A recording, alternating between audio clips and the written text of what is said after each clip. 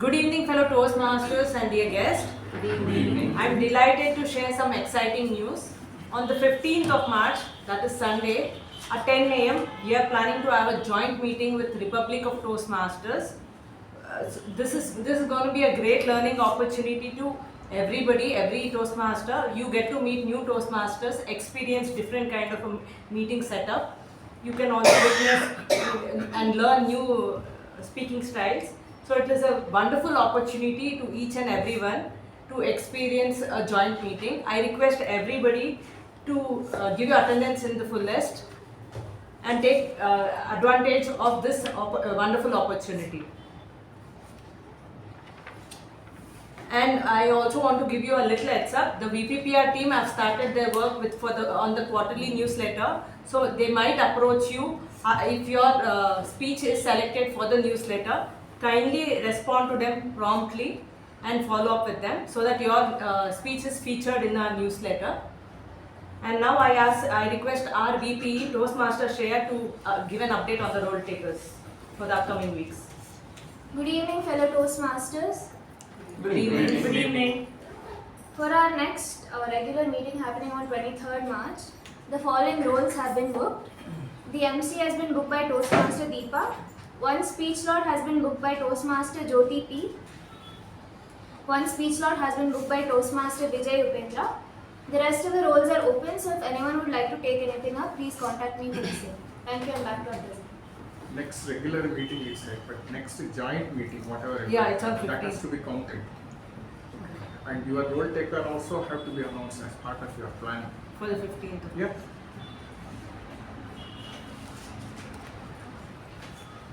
So for the next joint meeting to be held on 15th of March, the following are the role takers from our club. So the Sergeant at Arms is Toastmaster Darshan. The speaker from our club is Toastmaster Shuba. We have two evaluators. One is Toastmaster Jyothi Rao and Toastmaster Latha. The second evaluator is Toastmaster Chetan. And the Grammarian and PP are open roles for our club members. So if anyone would like to take it up and participate in the joint meeting, then please contact me for the same. Thank you and back to our president. I also would like to remind our Toastmasters to kindly vote regarding the message that has been put up by our VP Toastmaster Shreya, and let us know if you are attending the joint meeting or not, because it is going to be a bigger event. We would want to plan accordingly and to ensure every single aspect is in place. So please mark your attendance. We have around 41 members in our club, but only 20 people have voted. So I request every single person, every single Toastmaster of our club to vote so that we can plan better. Thank you. One more point. Ballot printing, has it been done? Done. Is it available? It is there now. Yes. You said that you don't know. I've kept one book here, the rest are at home and reading. Yep. So it is there. That's what Okay. you are not aware of. One question I do have. When we're going for the joint meeting, so Monday we'll not have a regular meeting. No, we So will. Sunday is the only meeting for Yes. that week. And how many roles do we have? How many role takers they have there? Because all the majority roles we are getting it, right? No. We have divided it Equally. equally. So they have two speakers, they have one evaluator, and then MC and table topics is from their club, and our counter and timer is also from their club. All the other roles like the G and the speaker, there will be two evaluators and a speaker from our club and two TAPG role takers.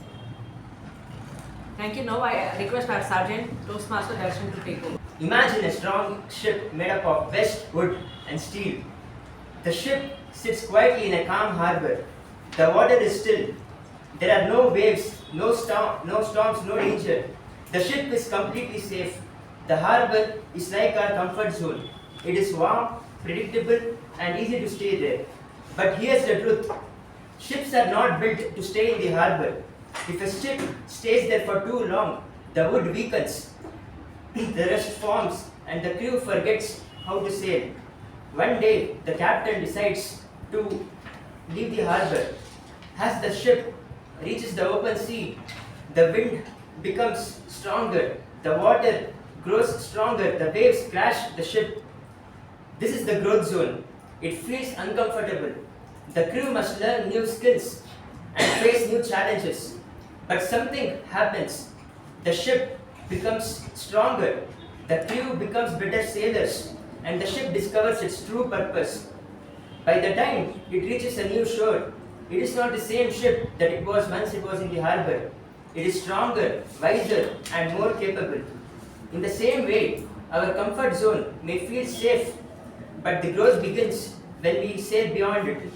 And with that, I would like to introduce our president, Toastmaster Apoorva. She is a BCom graduate and interior design degree holder from SBM GSC, who is a Triple Crown winner, who loves traveling, sports, food, and balancing it with fitness and healthy lifestyle.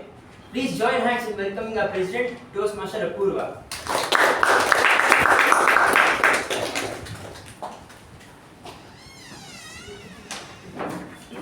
Thank you, Toastmaster Darshan, for that wonderful introduction. I don't see any guests in the room. So now I request our Secretary Toastmaster Ujwal to read out the minutes of the meeting number 1357.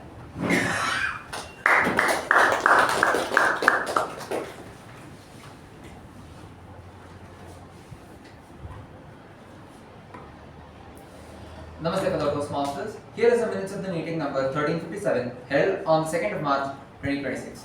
The theme was Beyond Yesterday's Failures and the word of the week, quote. The business session started at 6:25 p.m. and was chaired by the President Toastmaster Apoorva. In the business session, the following points were addressed. Toastmaster Jyothi, Toastmaster Raja and Toastmaster Ujwal won the first place in the International Speech Contest, Humorous Speech Contest and Evaluation Contest respectively, and will be representing the club at division level. The division contest will be held on 26th of April 2026. The Sergeant at Arms, Toastmaster Sergeant, started the meeting with an introduction about the theme and later handed over the charge to President Toastmaster Apoorva. The President opened the meeting and spoke on the theme and introduced the Master of Ceremonies, Toastmaster Ujwal. The Master of Ceremonies spoke on the theme and introduced the following role takers for the day. The role takers were Timer Toastmaster Rekha, Accountant Toastmaster Dharmender, PP Evaluator Toastmaster Latha, Grammarian Toastmaster Deepa. The following speakers delivered their prepared speeches. Toastmaster Ajay Rao in the presentation mastery L1 P3 evaluated by Toastmaster Shreya. The second speaker Toastmaster Aadishwar in the presentation mastery Level 2 Project 3 evaluated by Toastmaster Shuba. The table topic session conducted by Toastmaster Mithun had the following speakers. Distinguished Toastmaster A.K. Prabhakara, Toastmaster Dharmender B. Singh, Distinguished Toastmaster M.U. Bhatt, Toastmaster Darshan, Toastmaster Veerabadrappa, Toastmaster Malegiri Das, Toastmaster Vijay Upendra, Toastmaster Latha, Toastmaster Chetan, and Toastmaster Deepa. The general evaluation session was conducted by Toastmaster Jyothi Rao. The winners of the week were Best Prepared Speaker, Toastmaster Ajay, Best Evaluator, Toastmaster Shreya, Best Table Topic Speaker, Toastmaster Veerabadrappa, Best Role Taker TAPG, Toastmaster Latha, Best Role Taker MTG, Toastmaster Mithun. The President closed the meeting at 8:30, followed by the national anthem. Thank you, and back to the President. Thank you, Toastmaster Ujwal.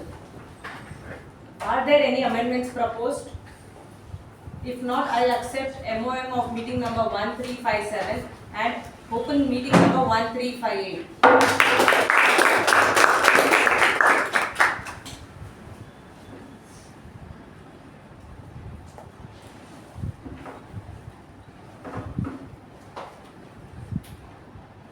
Imagine a place, warm, cozy, a place where everything goes according to you and your plan. No stress, no fear, no confusion. Well, this is called the comfort zone. It sounds like an ideal place to be there, isn't it? Yes. What if I tell you a simple yet a bitter truth? Personal growth, or any kind of growth for that matter, doesn't happen inside the comfort zone. Because when we are too comfortable, we stop trying, we stop pushing ourselves, we stop challenging ourselves. In this process, resilience is not built and we never discover our true potential. Because the fact is, comfort is nice, but growth has a price. Comfort is nice, but growth has a price. Over the years, I realized something. With age, we kind of get attached to comfort zone. We don't like to go away from it. We are so comfortable.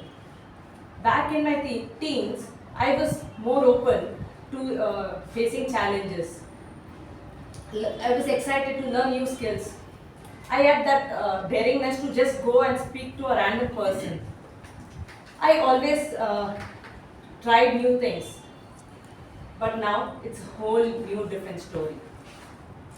After many years, I pushed myself to a space that was outside my comfort zone.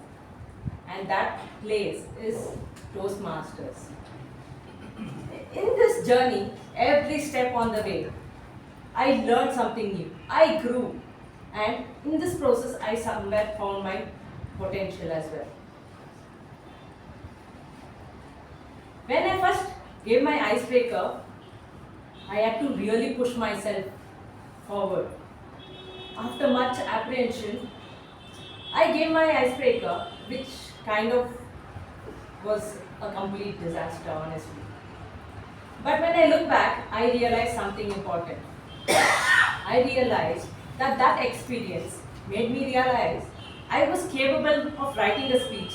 I was capable of giving a speech in front of an audience. And through the months, whenever I came behind the lectern, with every speech, I learned something new about myself.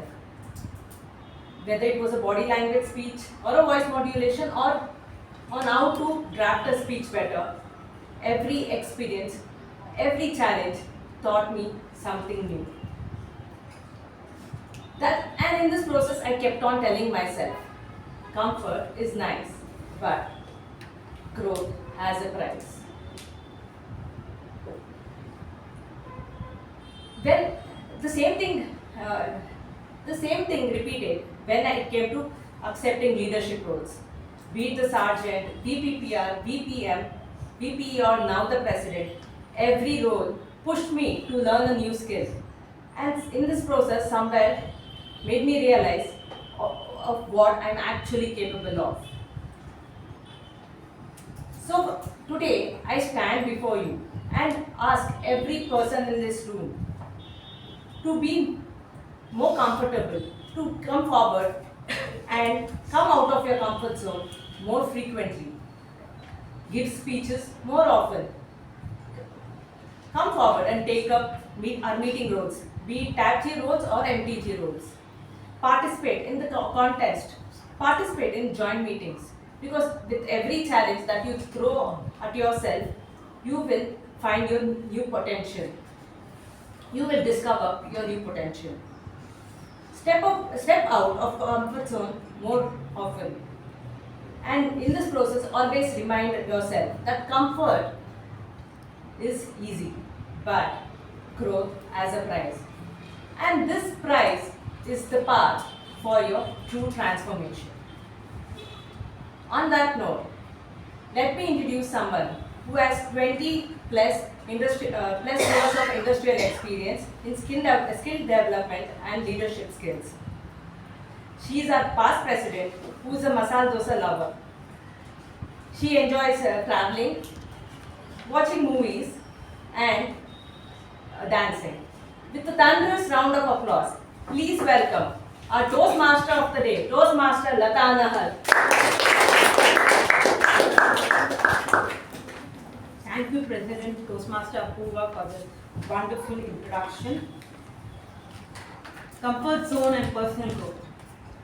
They always say that smooth seas do not make skillful sailors. Smooth seas do not make skillful sailors. This is what is when you are in a comfort zone. Now, there was a question what I wanted to ask, but already President has got the answer from you guys. So I would just like to talk about my experiences in life wherein I moved out of my comfort zone and how it helped my personal growth. I always share my personal experience because this is where I can connect. Other people's experiences, I'm a little bad at connecting. So this is somewhere when I joined my corporate life in the year 2005, and being a good communicator, I was taken from the campus itself. So I joined HP over there. And when you join a corporate and you're the second woman in your house to start working, you don't have much idea that how about the corporate life ahead for you. What you need to do, what you don't need to, coming from a business background. You don't know what to do. So that's when I started working, understanding. But after a certain time, there was a routine of work what was given to us. Every day, there's a particular task, there's a meeting, and it's a routine. It doesn't change at any cost. So this was something what I kept on doing for 6 months. And I started getting bored. I'm like, what is this? Every day you're doing the same thing? It's a repetitive work. It was like, you just make me close my eyes, I can type the whole email and send them back. It was that monotonous thing. And I'm like, okay. Then I thought one thing. If I keep doing like this all the time, when will I grow? Won't I be stagnant? I'm comfortable. I come at particular time, I go at particular time, I have fixed work. I am learning, but I'm not growing. There's a difference between learning and growing. And I'm not growing. What is lies ahead for me? Will I get promoted? And the main important, will I get a salary hike? If I'm doing the same thing, if I'm not better than the rest of the lot, why will they promote me? Why they will give me hike? Thinking about it, I went to my manager and spoke to him. I said, Avinash, you are giving me same 6 months over here, you see my work. The same monotonous thing, same meeting, it was like a script you're talking in meetings also. There's nothing new you have to talk. What is the future for me in HP? He said, what do you think? What do you want? Don't you think you're getting comfortable? You're in a comfort zone. You want to come out of that cocoon? I said, yes. He said, Latha, you're the first person who's coming and approaching me for that. Or else there are people who are there from 6 years in the company, comfort zone, they don't want to come out of it. They're the first person who's come and spoke to me about it. I told 2 things to him. See, Avinash, there are only 2 things in my mind. First is growth. I want to become a leader in future. I want to be a good communicator. I wouldn't tell effective or efficient because I want to start as good first. And then I want a salary hike and I want a position. And something to talk about that what Latha Nahar is doing. Then he said, you have to come out of your comfort zone, Latha. Sitting at wherever you are, you will not get what you want. Then he showed me the path of how do I come out of my comfort zone and I start working. First, you need to take trainings. You need to do certifications. If you pass out in the certifications, then you go to the next levels. And that certification is not easy, like you just go, you do A, B, C, D, tick mark and come. There are n number of hours you need to study, go for live videos, demos, show them what you are really doing. Then you case studies, you need to understand that and give them back the reply they got. So I did that, went out of my comfort zone, a 12-hour shift at a particular point of time. After that, 4 hours of studying and 2 hours of traveling. So it's almost 18 hours. And just 6 to 7 hours. 6 months, I worked like that. I wouldn't take the hard work. I never believed in hard work in my life. I believe in smart work. I planned up my day, I took up the lessons, I did the presentations, I did everything out of my comfort zone for the next 6 months. And then I saw the results.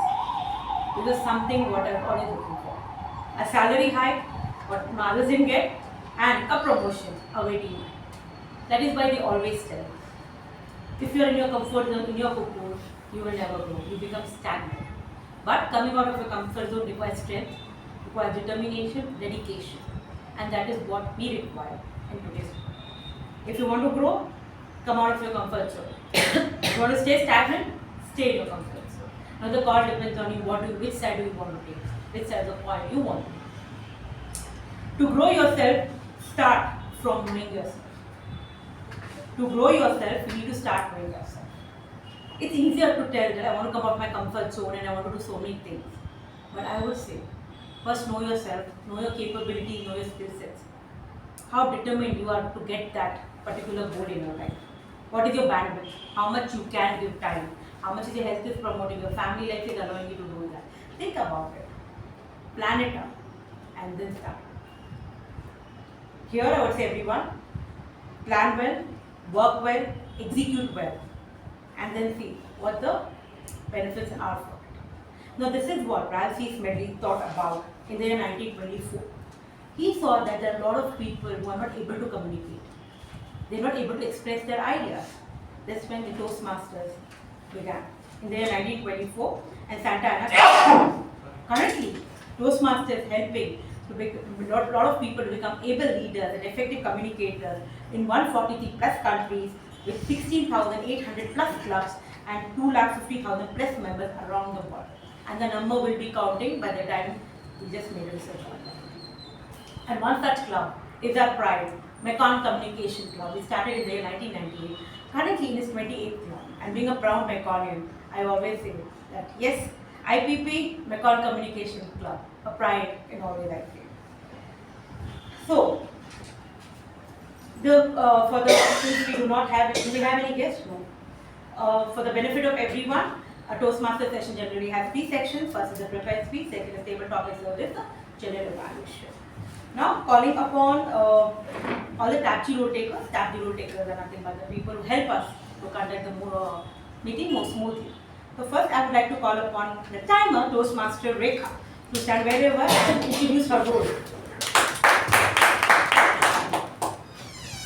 Good evening, fellow Toastmasters and guests.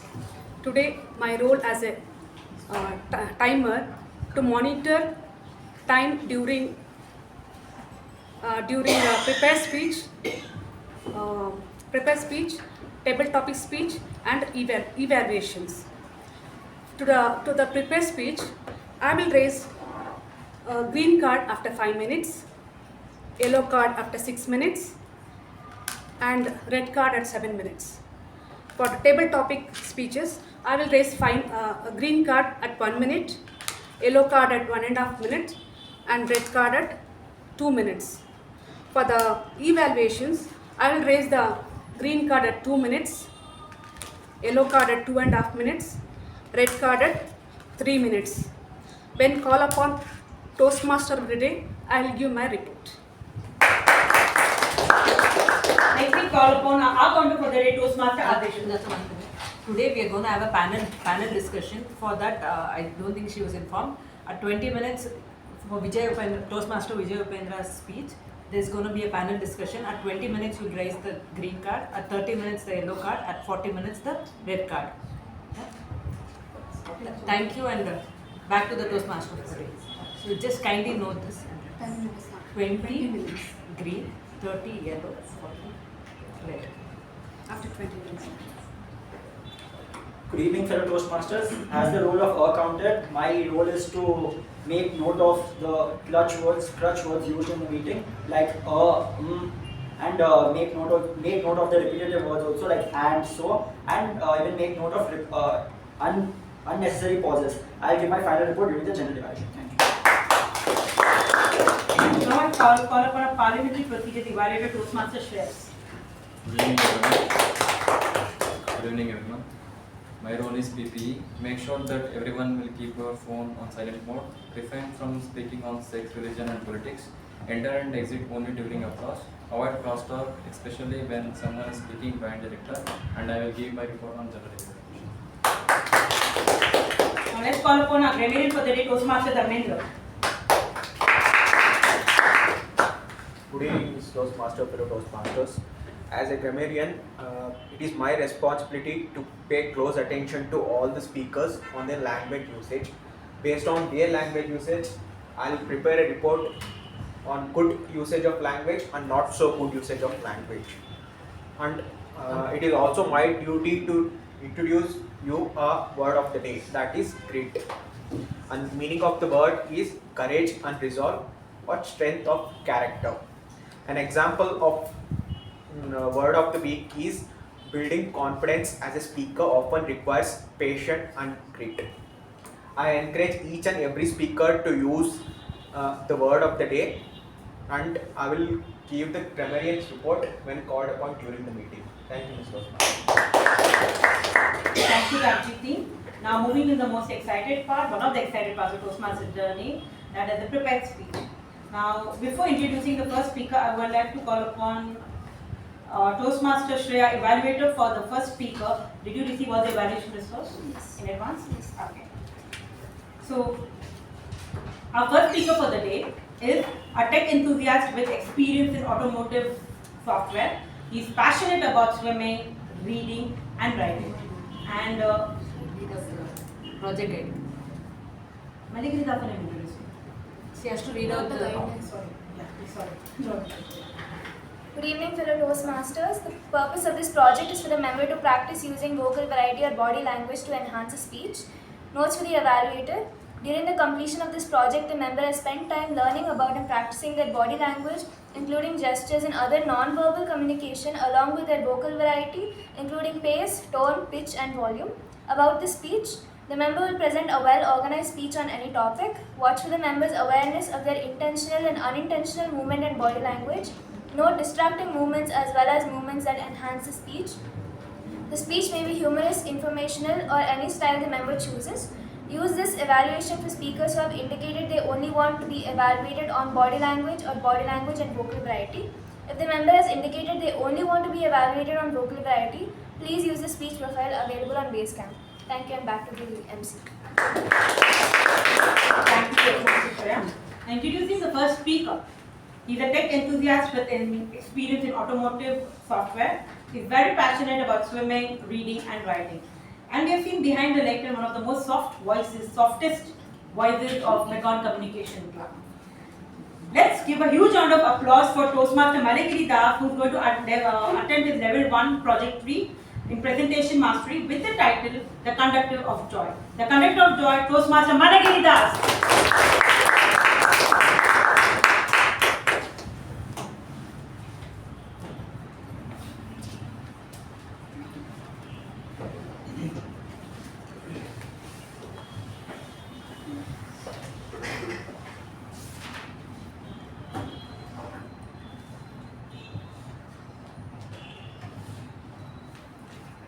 Get lost in the human world and your stories will find you.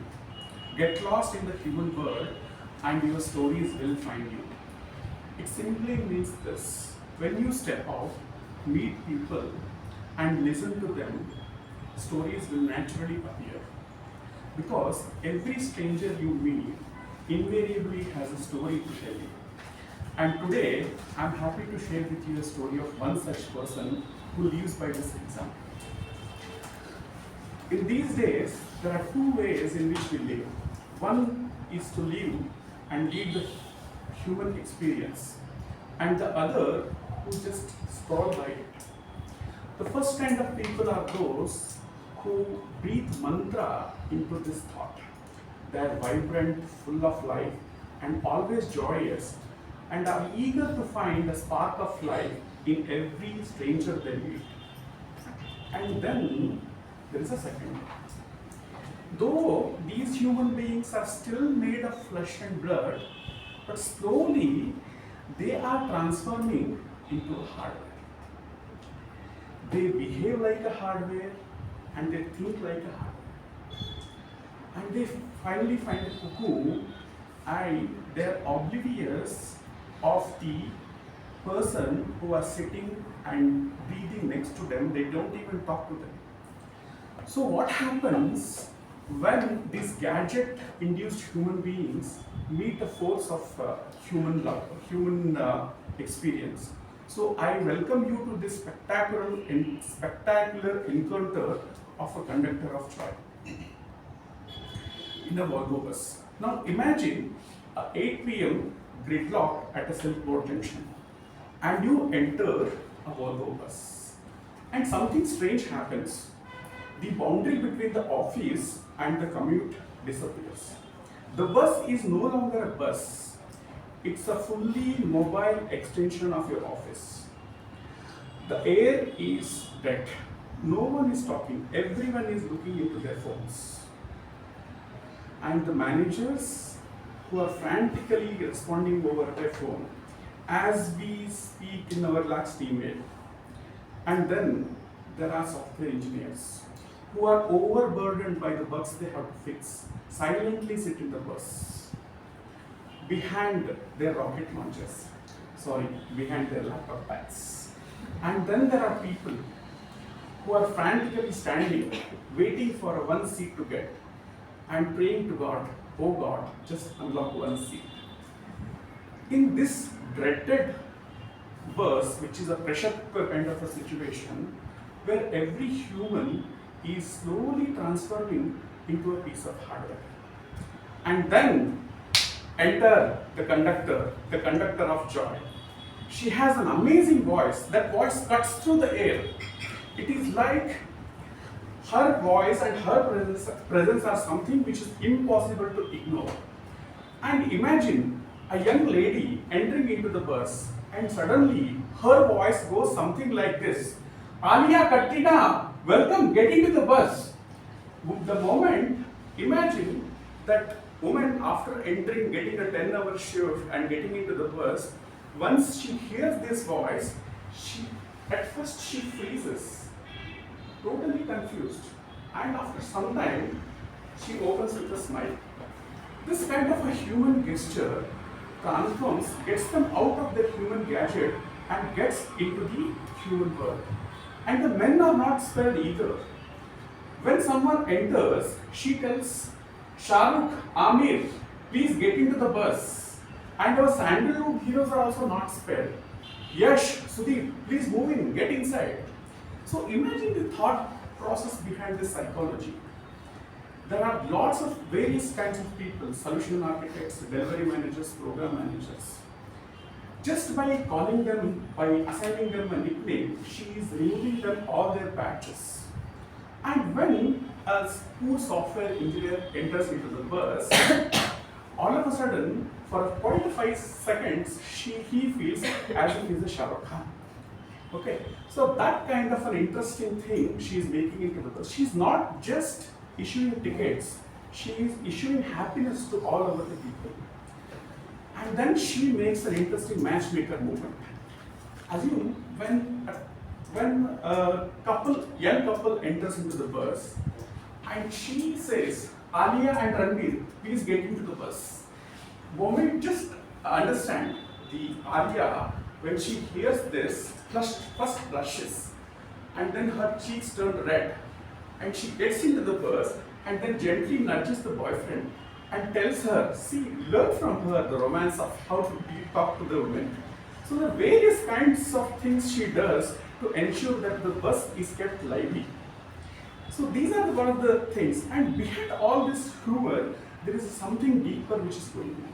Whenever she finds that in a bus there is someone who is sad and not talking at all, she gently goes to her, talks to her for quite some time, and when that particular passenger is happy, then she walks away. Imagine she is getting in, there's a double-decker bus, right? Water bus, she gets in, gets out, issues tickets. In all these things, when everyone is hooked to that gadgets, she is hooked to the human beings. This is one of the fascinating things that I find in her. And as the bus was getting emptied, I couldn't hold my enthusiasm, and I went to her and asked her, Madam, you conduct this bus so very well. I'm really happy about it, but what is it why are you so fascinated by this English language?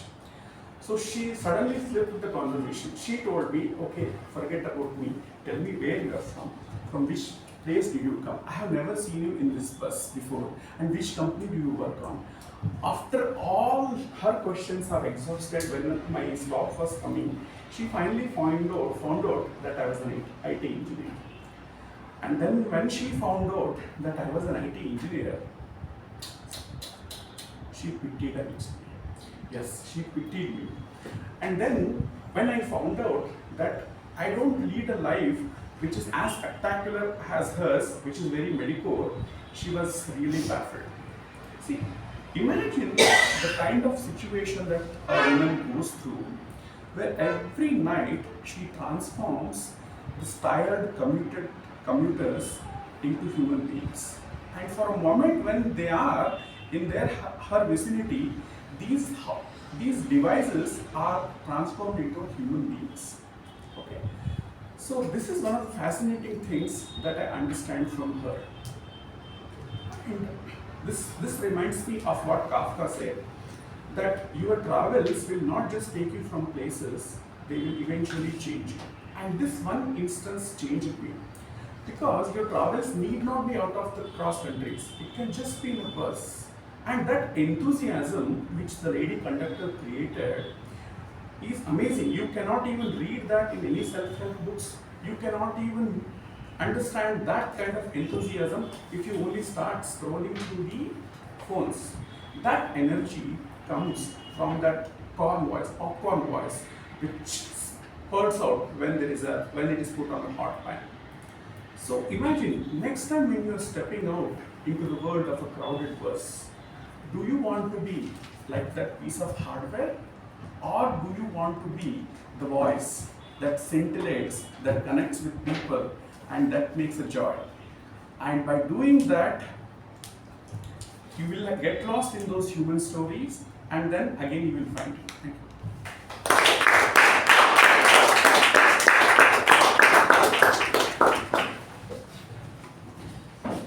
Thank you, Toastmaster Malegiri Das. Now, introducing our second speaker for the day. He is a BCom graduate and a certified lay counselor. He is experienced in financial consulting, presently an estate planning. Certification from Law Skills Delhi, and he is very passionate about reading, cooking. Sorry, I think it's been a very long time. Okay. Before reintroducing my second speaker, I would like to call upon second speaker, the Evaluator Toastmaster Ujwal, to read out the project guidelines. Namaste fellow Toastmasters. The purpose of this project is for the member to apply their skills as a public speaker and leader to facilitate a panel discussion. The panel discussion should be well organized and well moderated by the member completing the project. And this project should not be a discussion on the report of the content of moderating a panel discussion project. The member should set their own, keep the panels on topic, field questions from attendees, and run the panel discussion well. With that, wishing the member all the very best, and back to the Master of Ceremonies. Thank you, Toastmaster Ujwal. Now reintroducing again our speaker 2. He is a BCom graduate and he is a certified lay counselor. He is experienced in financial consultant and is presently into estate planning. He has certification from Law Skills Delhi, and he is very passionate about reading and cooking. Toastmaster Vijay Upendra is attempting his level 5 and it's an elective project that is a panel discussion in the pathway presentation mastery with the title Ethics of Euthanasia, right? Euthanasia or AMD. Again titled Ethics of Euthanasia AMD. Toastmaster Vijay Upendra. Next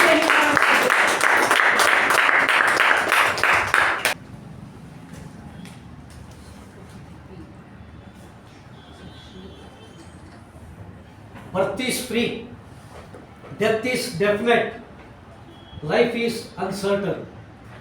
Good evening, Toastmasters. Welcome to today's panel discussion on ethics of euthanasia or advanced medical directive. I am the moderator for today's panel discussion. My name is Vijay Upendra. Euthanasia is not Asia or Indonesia. Then what is euthanasia? Intentionally deciding that I end my life because I don't want to endure sufferings. That's what euthanasia means. There are two types of euthanasia. One is active euthanasia or advanced medical directive. Second one is passive euthanasia. Active euthanasia means directly injecting some medicine which results in death, which is not allowed in legal system. Passive euthanasia, on the other hand, withdrawing and withholding the support system, that is life sustaining system, that is allowed in legal system. How many of you here remember the name Aruna Shambha, excepting few seniors here?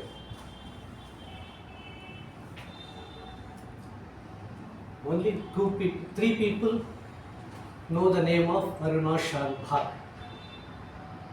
She was in coma for 46 years and died. During that time, many people went to courts asking them to give mercy killing. That was not given at that point in time because there was no brain death in that case. Taking this, many organizations approached various courts. In 2018, Small Causes versus Union of India. In this case, Supreme Court gave some guidelines. In 2023, new guidelines have been formed. It is known as Advanced Medical Directive as of today.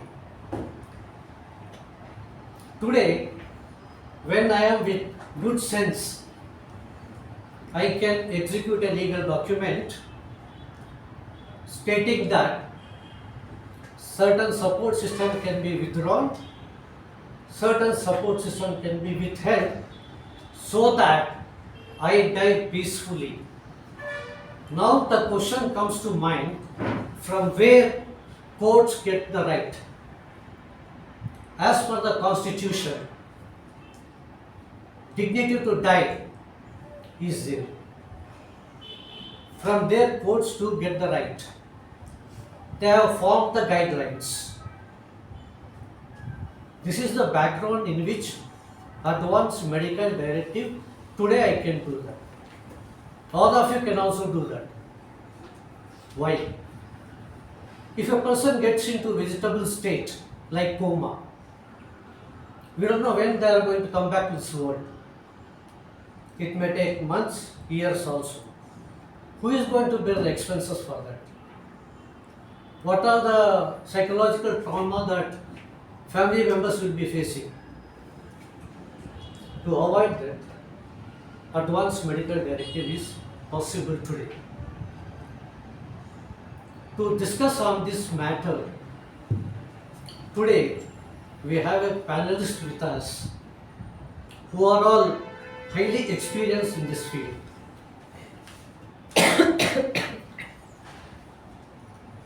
I would like to introduce now first panelist, who happens to be, he is a graduate in electrical engineering, retired Joint General Manager Mecon Engineers, member Bangalore Science Forum.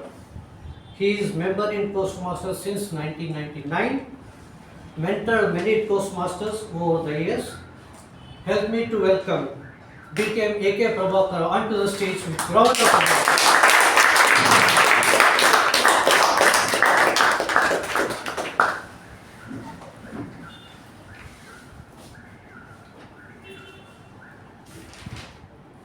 My second panelist is retired General Manager Mecon Engineers, working as a consultant for Kelsatech Engineering. He is a member in Mecon since 1998. He is the second president for the club. His hobbies are Hindustani music and traveling. Ladies and gentlemen, put your hands together to welcome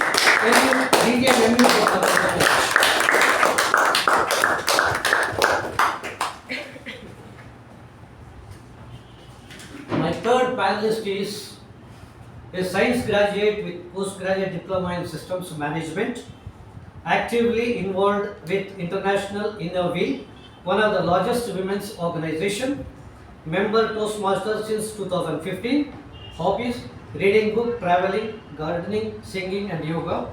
Help me to welcome Toastmaster Lala Murthy to the stage, please.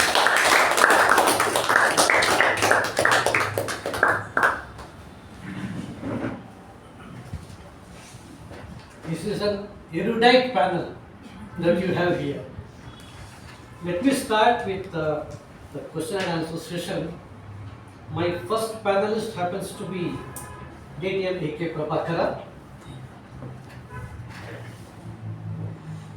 Regarding this euthanasia and Advanced Medical Directive, according the principle of personal autonomy and individuals' right to choose how they die. What is your opinion on this?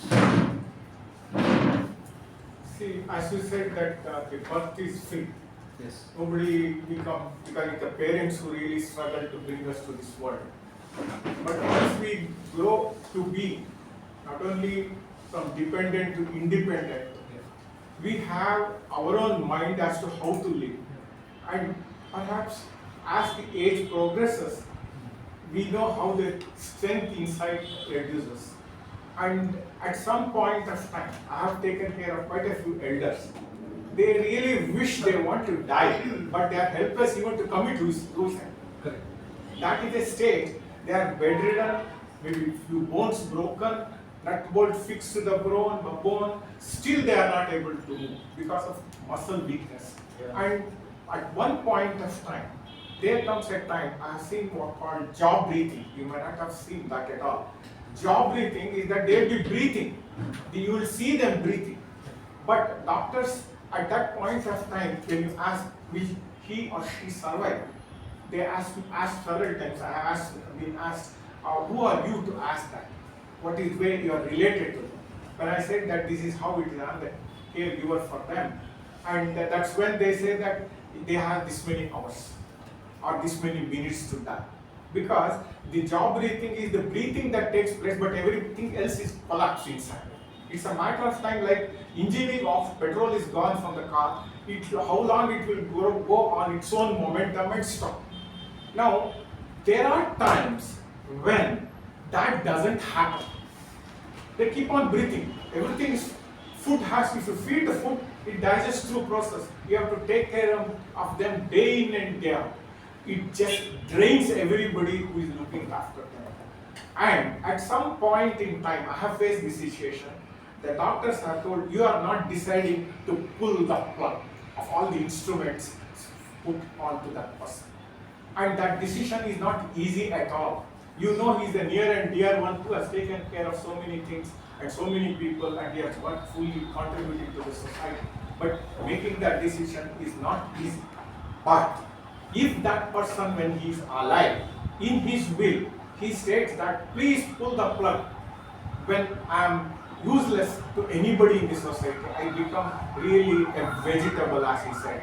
That's when a committee needs to be formed medically or legally with all the legal scaffolding, support system to say guardrails, to decide that as he has told, the person who has told already in the will, we should pull the plug. And once the instruments are removed, that doesn't even mean that he will die. He may even survive that. At that point of time, a medical decision has to be taken to inject or something like that, a kind of poison, you say, to take the life out of him. Now, because it's a joint decision by so many people, from relatives to maybe perhaps the children or grandchildren, so many people are included, then it becomes ethical enough.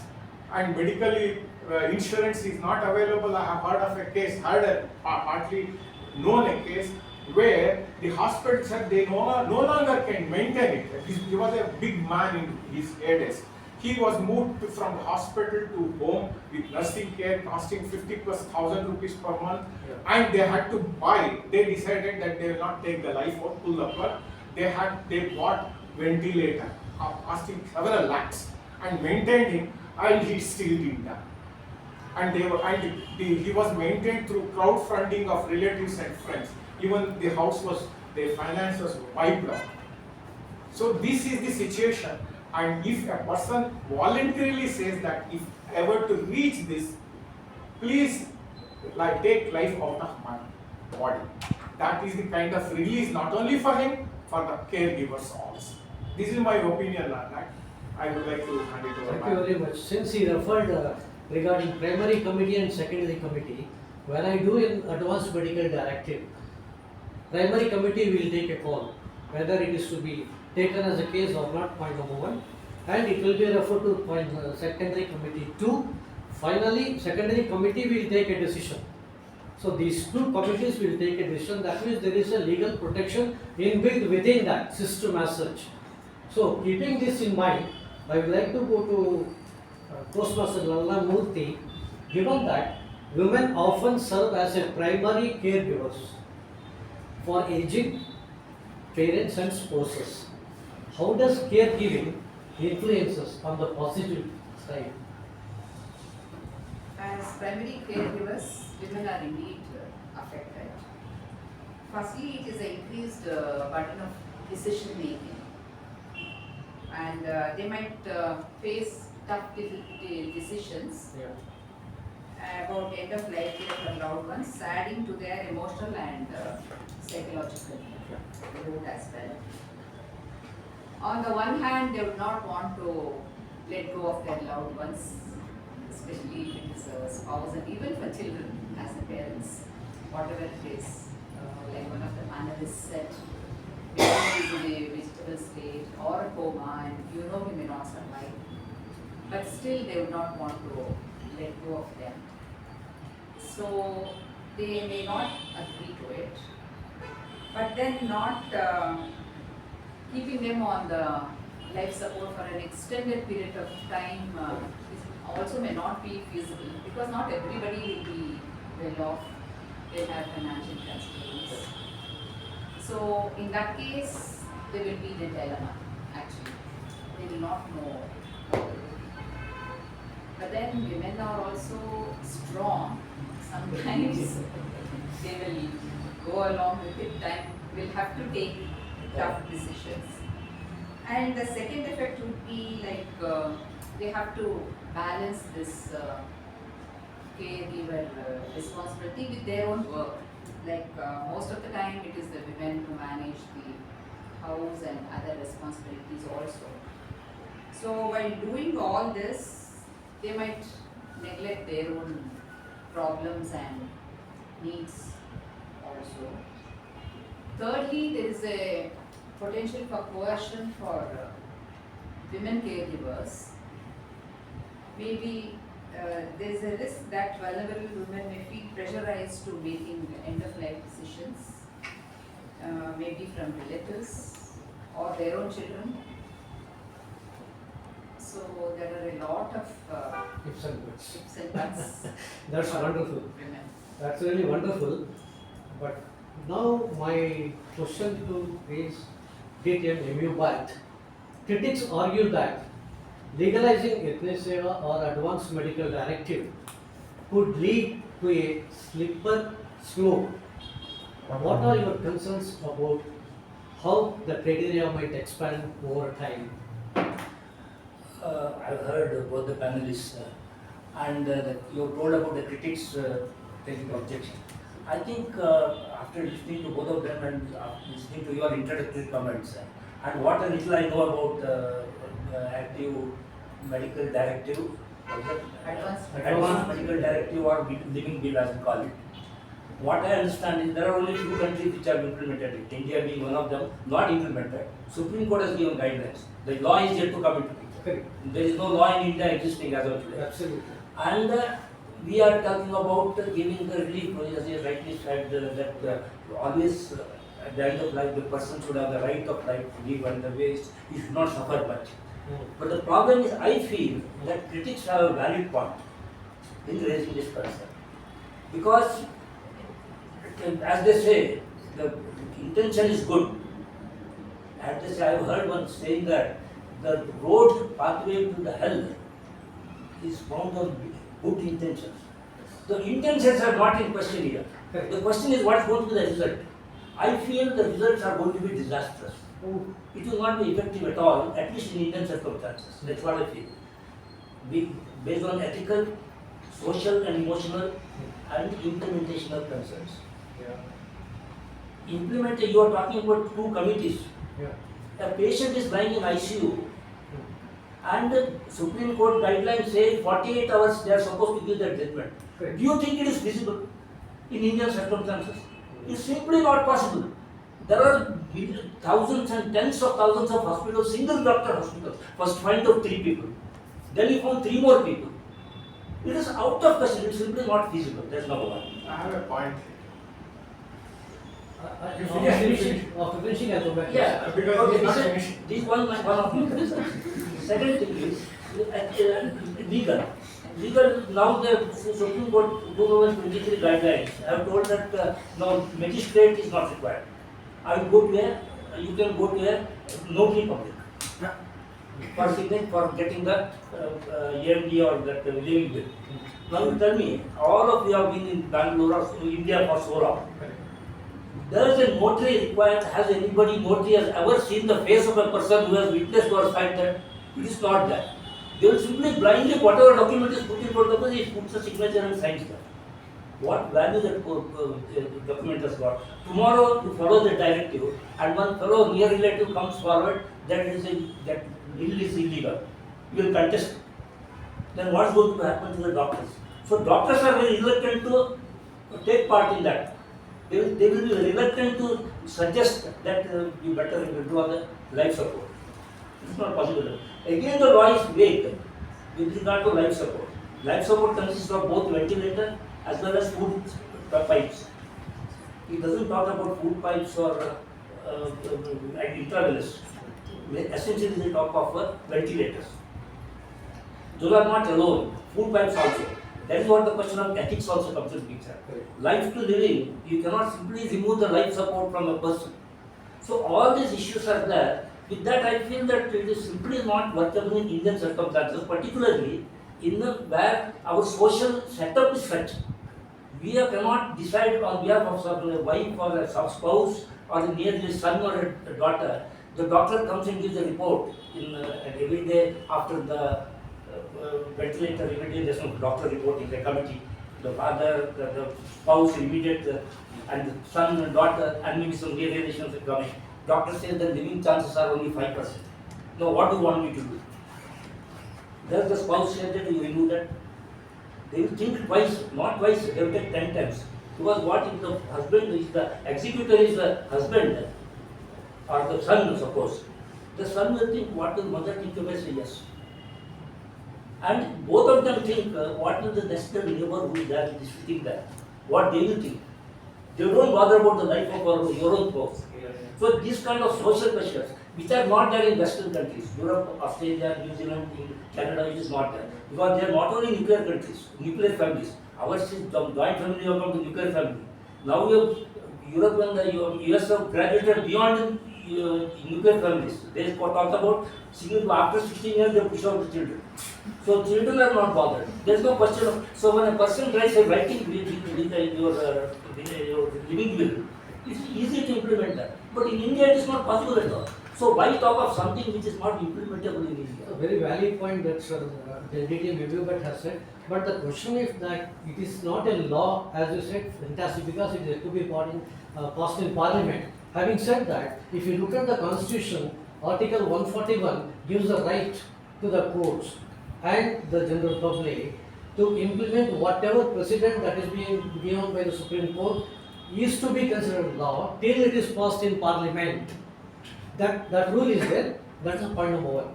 Point two, two committees are there, primary committee and secondary committee. After that, just like that, they cannot pull out the system as such. They need to inform, especially in Karnataka. There is a guideline from the state government Karnataka. What are that they need to follow? They need to upload all the details, including the living will, which you say. Here we call that as an advanced medical directive that needs to be submitted to the department. And once the final doctor presses the button here, then only the system could be removed. That systems are in place. Keeping that in mind, Prabhakar wanted to add something more. Please go ahead, sir. The point is, as I said, the person who is adult will have taken a decision consciously. Correct. And his will have to be, for example, if it involves euthanasia, he has to tell it to dear and dear ones, I have taken it consciously, and it is registered will. Okay? And then, if this situation comes, there is always a cutting edge spaces in all these areas. And medical today, the committee need not have to be called physically, it can be online. Okay? And the primary, secondary, today not the instruments and the ventilators and works like that to remove or not to remove is a medical, not just medical, legal decision, it's a medical decision. Today DNA level things can be analyzed. For example, at the end of each DNA there is something called telomeres. and it is a kind of tight, it's like a shoelace with a plastic end towards the end. If that end, it's really flares up, it opens up, that is one of the indicators that the end of the life has come. For example, I'm not telling I'm an authority on that, but that kind of devices are available today to verify that person's life is really going to be different after if in case if this were to be instruments and the equipment is to be pulled, will he recover? That kind of questions can be answered. So you should, this is the cutting edge spaces, you should allow it to grow. Instead of putting a barrier, say yes or no, true or false, it's another kind of thing. You allow, go ahead, check with this system, that system, and then ascertain whether his chances of living is nil or is there even a 1%. That kind of decision, medical decision has to be given, and the legal aspect of it already will is available, and just go ahead and pull the plug. It is his wish that he wants to die through atheism. That should be, I think, given a dignity of death also should be built in, as he said, in the constitution it should be given. It is not, suppose a person commits suicide, there are agencies today to verify it was a murder or a suicide. There are. So, similar to that, this kind of thing committee can be created, and they can set up a separate lab for this kind of thing and examination. So, fine, we should go ahead with that. That's what I wanted to put in. During the process, you said that it can be contested. Yes. No, it is not you cannot contest it because it is not a will in the first place. It's only a direction given by Supreme Court that is to be adhered to. That's all. It's not a will. Point number one. Okay. Point number one. Next thing is, these two committees, if they decide, let me say if two committees there is a difference. One committee says yes, other committee says no.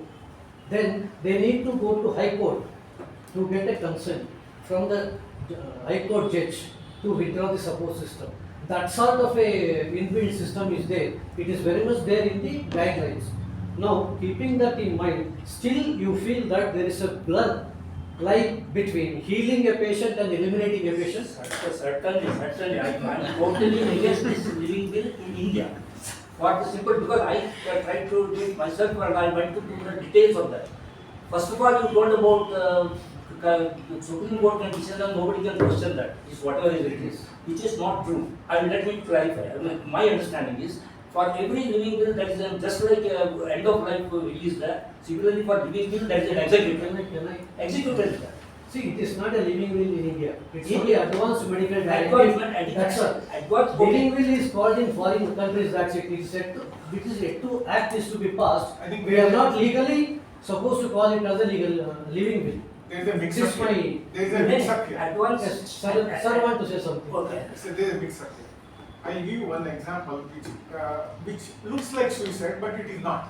There are certain religious groups, they take their own life out by starving. There are religious groups, they decide that from now onwards for so many days, I will not take food, no water. And when everything goes out of the body, finally it collapses. And is that, call it euthanasia or is it suicide? He has taken his own life willingly, and everybody around him knows that what he is doing, even the government knows. Now the question is that has he got a right or not? Constitution, as you have said, defines dignity to die is with the individual. So that's where the matter should rest. Actually, okay, I got you. I got a bit confused about your argument that it's not a living will. Yes. If it's not a living will, what is the advanced medical directive aimed at whom? How the patient decides? Now I tell you, assuming that I am executing it, advanced You are medical executing it. What? Advanced There is medical. nothing called advanced medical directive executed by that. There is no separate disabled. There is only a living will concept in legal terms. No. In India, it is said to become living will. Advanced medical directive is for the Supreme Court. What about the person who wants to die? He has to write as an advanced medical directive, Okay, not as a living will. you call it advanced medical directive, you call it living will. Ultimately, it's the will of the person. See, in legal terms, what happens is every word plays a vital role. What it means, advanced medical directive. Yes. Advanced means when I have sound mind, Yeah. I am taking a decision, Yes. directing medical authorities Yeah. to withdraw the support Yes. system. In what way it is different from a living will? Huh? What way it is different from a living will? Living will, when it becomes an act in the parliament, That it will be called as a... that is terminology. But as far as the operational constraints are concerned, it is identical to a living will. Identical. Absolutely no change. Technically there is a difference, that's all. Technically, because of the law, there is a difference. But my argument is... This is a line of argument is there for both sides, I agree. But the point is, what is your opinion? Sum it up and close this. What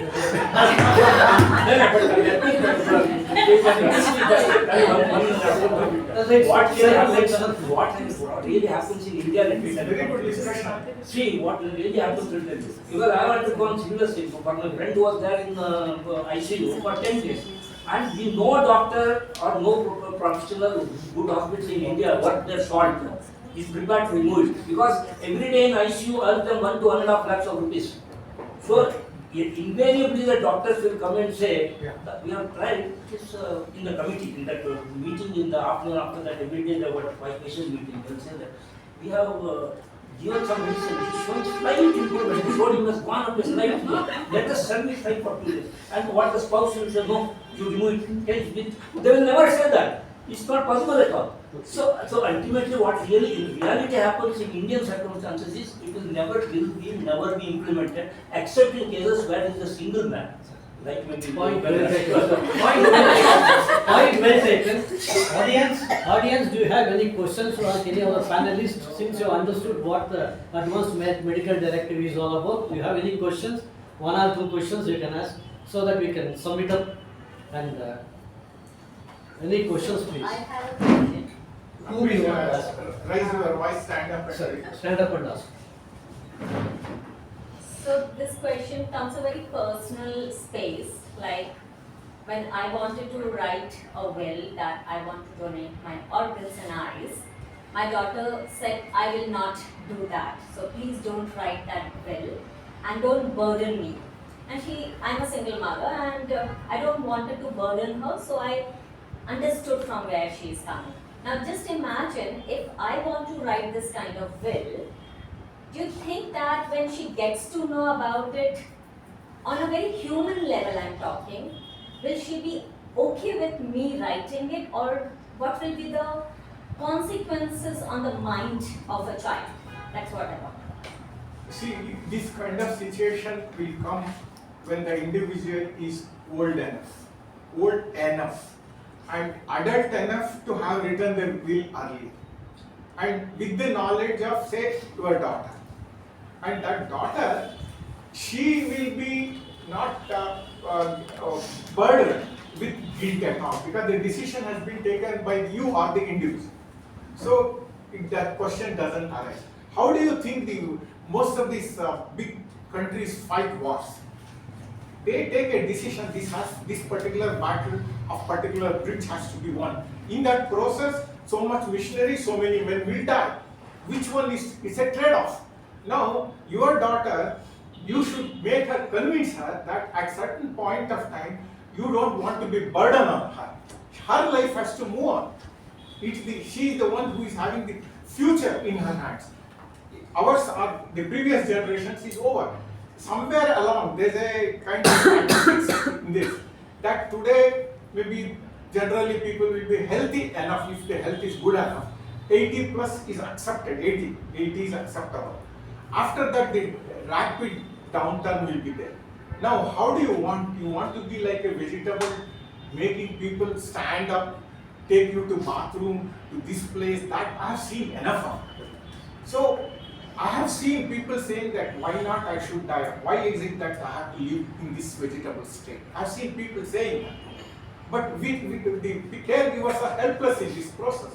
So today problem is different. In olden days, I remember my grandfather dying and he died at home. I was seeing him die.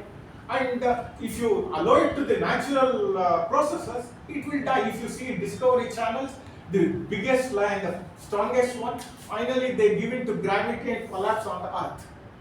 And that's the end of it. We are not today allowing people to die. That's another problem of this medical situation. So allow nature to take care, allow yourself to die. Some of you people do it. I have one of my aunt said that please don't admit me to hospital. And we had a lineup of doctors saying that this is her condition. They gave medical certificate. This dilemma comes only when you put them into hospital. Yeah. I thank all the panelists. You want us? Please. Small question.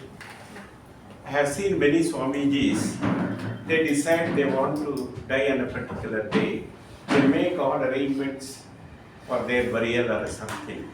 When they are alive, when they are strong, they enter to that place and they die themselves. How the law interprets this? No, as of today, that system is not there. No one is allowed to get into a burial thing. As of today, it is not. There is no law. No, absolutely It is illegal.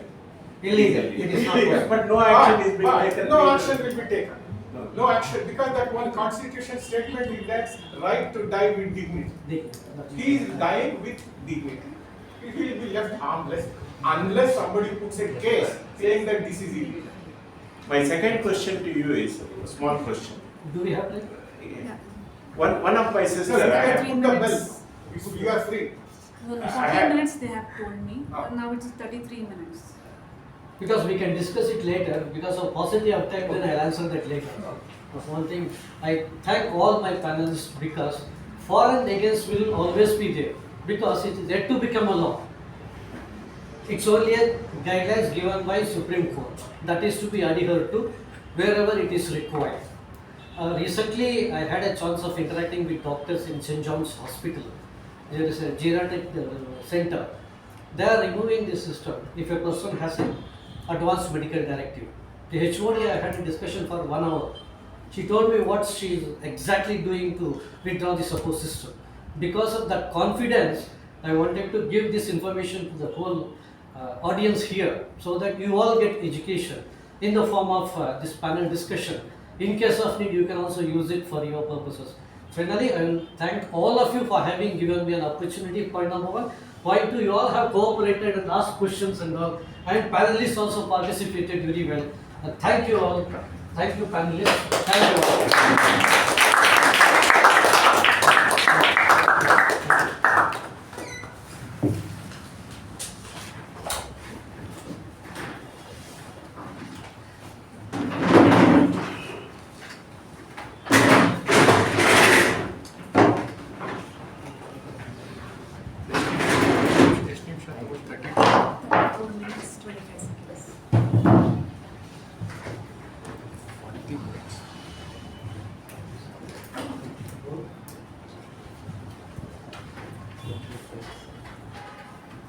Thank you, Toastmaster Vijay Upendra, for the intense, packed knowledge sharing session where we learned a lot about AMD and we had a fruitful discussion.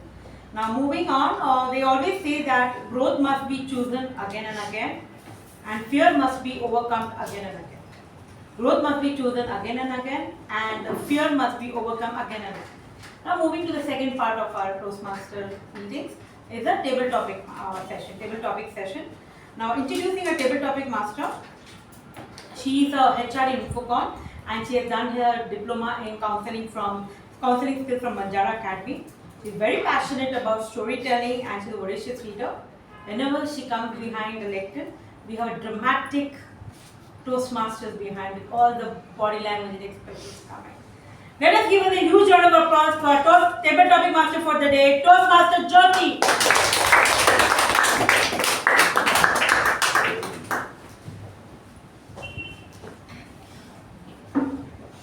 Thank you, Toastmaster Latha, for your energetic and lovely introduction. Good evening, Toastmasters, and as we do not have guests, I'm not going to talk about how the table topic session is conducted. We'll go directly to the session. I urge every speaker behind the lectern to stand and you're privileged to utilize your 2 minutes. If the topic makes you speak, good enough, or else please stand for your 2 minutes. Thoughts will automatically come over a period of time. That is assured. I've learned this. Can I intervene one? Just ask the non-role takers quickly. Yes. And variety is the spice of life, that is what I believe. And only because of varieties, we go beyond our comfort zone. So the first topic is the angle of the window. The angle of the window goes to Toastmasters Sumukh.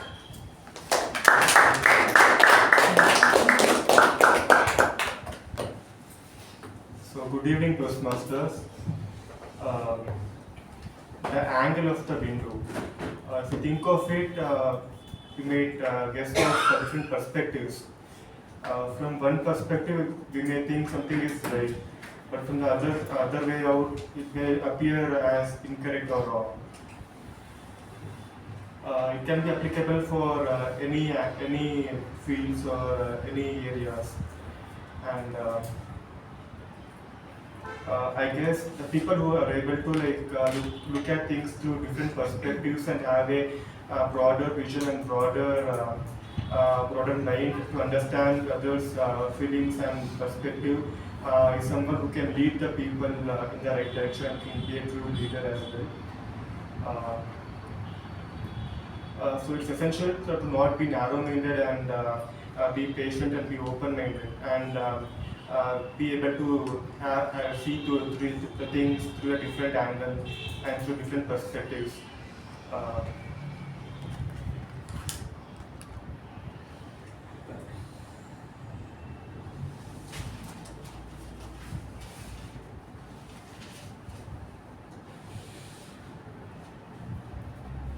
Some things can be subjective as well. Like some people might like a design of a car more, or some people might like a particular color more. But we should not judge others based on their subjective differences, and we should be more accommodative in that aspect. Thank you.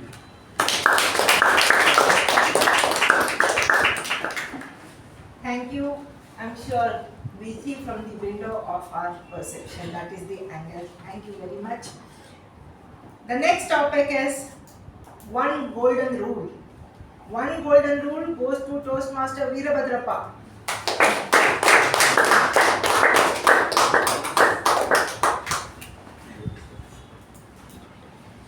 Ellarigu namaskara. Many golden rules are there. Say, how to deal with your friend, number one. How to deal with your customer, number two. How to deal with your wife, number 4. So, in my life, so far, I have made 1,000 rules. Suppose if a customer walks in and nobody speaks even for a single minute, he feels he being neglected. Am I correct? Yes. If a customer comes, if any Toastmaster, anybody ends, if you don't offer a chair, he feels he being neglected. Customer is a king. So whatever the customer says, we have to listen it and do accordingly to that one. Coming to the family, wife feels her husband is a rubber band. Do you all agree with that? Rubber stamp or rubber band? Rubber bands. So when she talks, you have to listen candidly. Don't give any answer. If you give answer, what happens? Lot of bobo will take. So I adopted one ground rule, which I am doing practicing every day.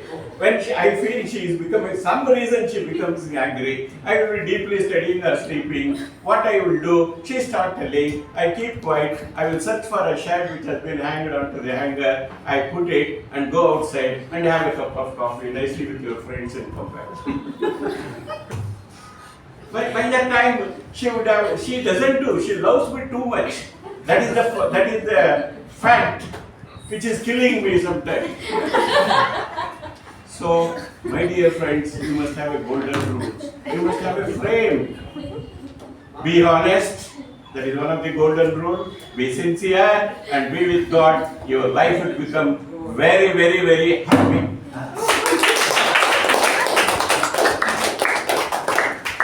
So I gather the golden rule to be happy is to make the other person in front of you happy, mostly by silence. Thank you. My next topic is reading and writing. Reading and writing. This topic goes to Toastmaster Mithun.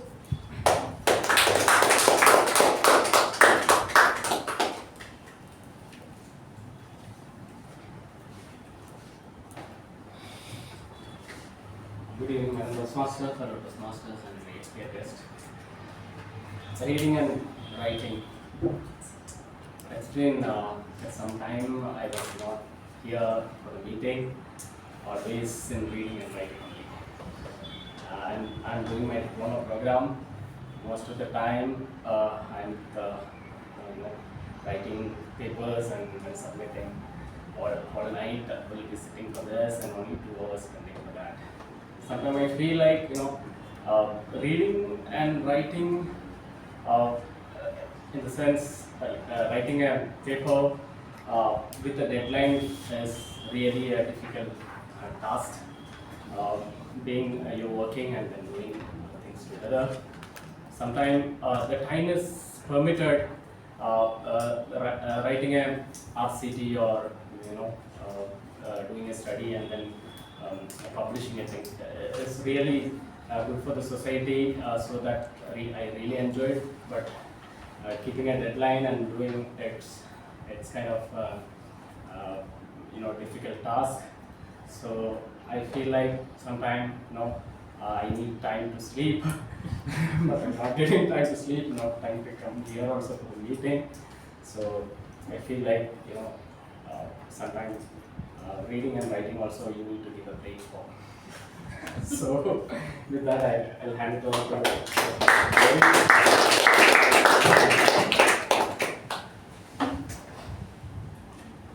Yes, reading and writing do not go hand in hand as it used to earlier. It has become an individual entity. Going forward, rain dance. Rain dance goes to Toastmaster. Whom do I give this? Toastmaster Deepa.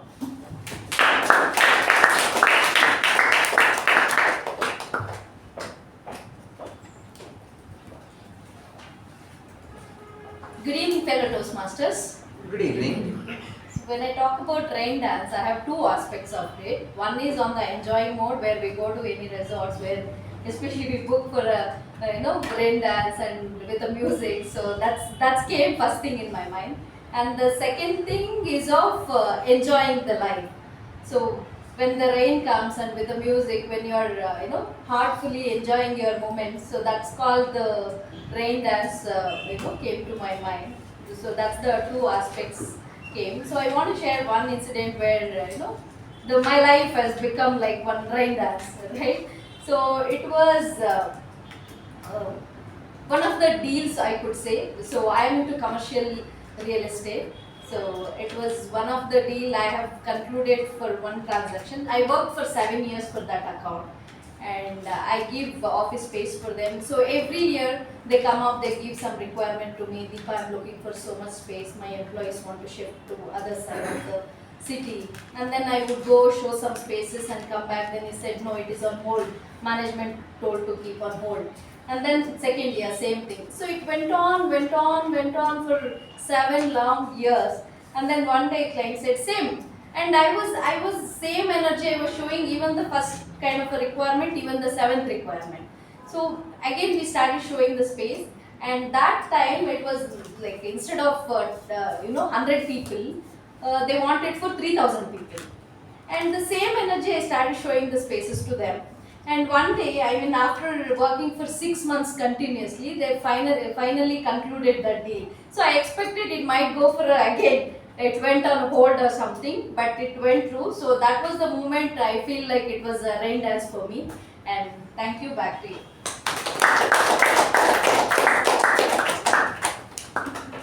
Thank you. When we are in rhythm with life, the dance flows irrespective of rain. Thank you. And our next topic is auto ride with the meter or with the app.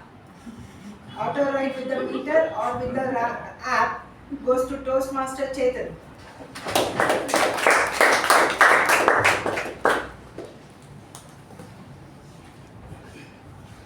Good evening, Toastmasters and guests. This is my favorite topic, and I will tell you why.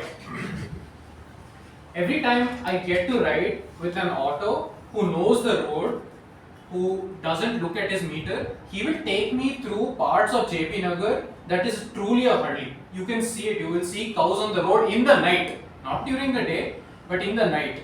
You will see them. You will see the people feeding them hay. You will see everything. You will go through roads that are as wide as this, and somehow the auto will go through this. And it is a truly remarkable experience because those auto rides are the ones I always remember. I do never have my phone with me. He will take me through every nook and corner of the city, and those are the ones I always look forward to the most. The ones that are on the app are generally far worse. It involves me standing at signals several times a day, yelling at the sun for being hot or the app for being slow. And so honestly, this is a no-brainer of a question. Every chance I get to book the app, I try to see how the driver is. Is it the kind of driver who looks at the app to find out how the traffic is, or is he using the app as a means of orders? Is he using it as a directive or as an order? I feel the person who using it as a directive is the person I want to go with. The person who uses it as an order, always disappointed. Thank you. Thank you. I learned today that there are various parameters to look out for a driver of an auto. Thank you. And final topic is your dream celebrity. Your dream celebrity goes to Toastmaster Aparna. Sorry, Aparna.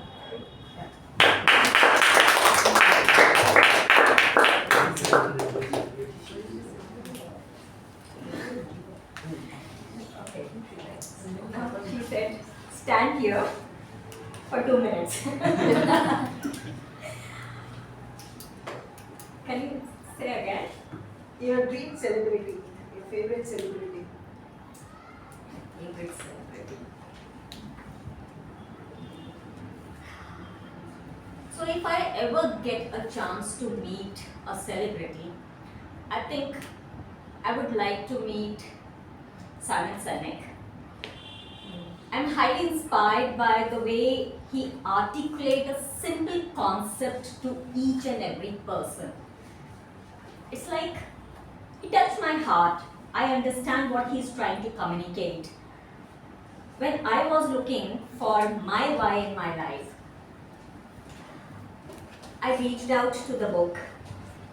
It's not that I have not read other books earlier, but then when I read his book that how you need to find your why, to first find what you're good at, why you want to do it, and is it also a market available, as in there is a demand for it. So I started to look and then I understood what I need to really do out there.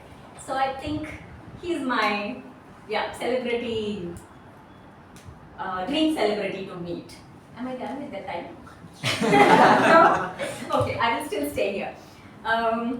So I got his book, which is, what do you call it? Start with why, and then there is also handbook now where he has put the question, the framework, everything, and I'm doing the work again. I'm in my 3rd inning of my career.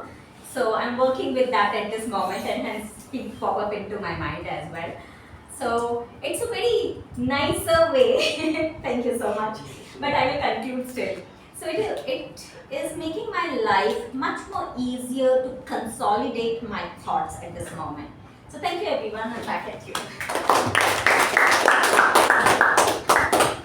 Thank you. It's amazing how books help us to find our why, and staying here behind the lectern helps us to speak what. Thank you, and back to the master of the ceremony. Thanks to the topic master, Toastmaster Jyothi, for having a grateful session. And in a grateful session, it means that you need courage to come behind the lectern, stand for 2 minutes, and speak. They say that slow is smooth, and smooth is fast. They say slow is smooth and smooth is fast. Keeping this in mind, let's have a refreshing networking break of 5 minutes, exactly 300 seconds. Welcome back, and I hope you guys had a very refreshing networking break. And I hope it was smooth and it was fast. Now, talking about the next third part of the session, that is the general evaluation. Our general evaluator holds a master's in visual communication. She's a graphic designer at Social Alpha. She's very passionate about trekking, guitar, and nature.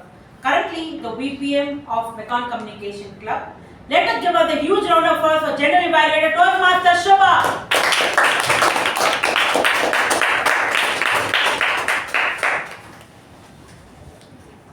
Thank you, Latha, for that introduction. Very good evening, fellow Toastmasters. Good evening. Good evening. So I will dive right into the general evaluation session. The meeting started at 6:23 p.m. with the wish to start our meeting on time, which is at 6:15 p.m. I think we can all try, all role takers can try and come by 6:10 p.m. at least, so that we can start the meeting on time. 5 minutes this way, that way is okay, but 23 is a little late, so we can try and start the meeting on time from next week onwards. The business session had two updates. One was that there's a joint meeting happening on the 5th of March, that is coming Sunday, at Republic of Toastmasters. And we request everyone to vote on the poll that was sent by our VPE, Toastmaster Shreya, to mark our attendance for that meeting. Joint meeting is a great way to network and even know what kind of clubs are out there, and different people who are also part of this Toastmasters journey outside of our club. Two roles are open, the accountant role and the grammarian role. So those interested to take these roles up in the joint meeting, feel free to reach out to Toastmaster Shreya. Then the second, these were the two updates, and the roles that had been booked was also shared with all of us during business session. Now coming to the Sergeant at Arms, Toastmaster Darshan. Big round of applause to Toastmaster Darshan. He took up the role at the very last minute, and I really admire his courage to come up and give a wonderful opening to the meeting.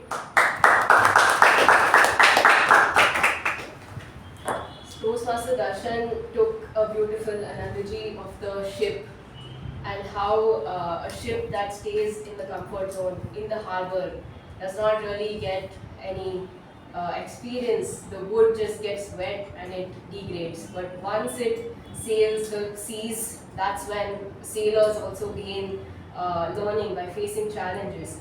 And this was a beautiful way to start off with the team, which is so relatable to all of us. And for that, he did a brilliant job. Sometimes it's okay to mess up here. I think that normalizes it.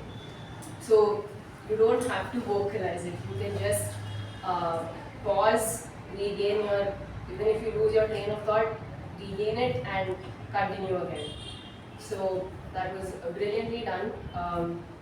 Now moving on to the President's address.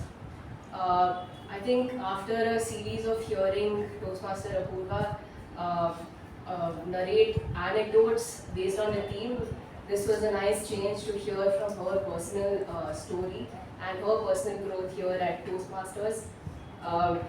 She told us that comfort is nice, but growth comes with a price, which is a lesson that all of us can definitely take back. And how resilience is built over time. Resilience does not come without going out of the comfort zone. So these were really valuable lessons that we can take back from her speech today. Job brilliantly done again. A huge round of applause.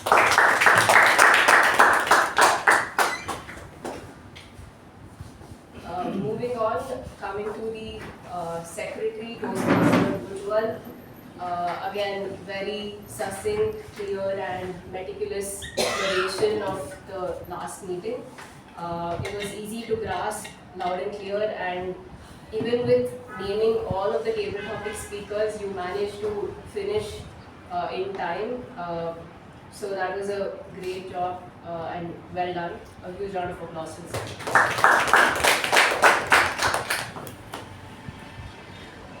Next,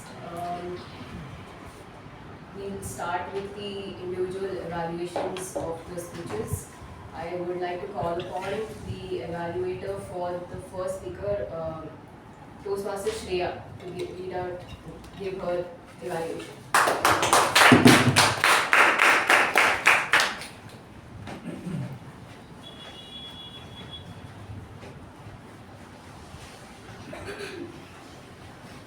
Good evening, fellow Toastmasters.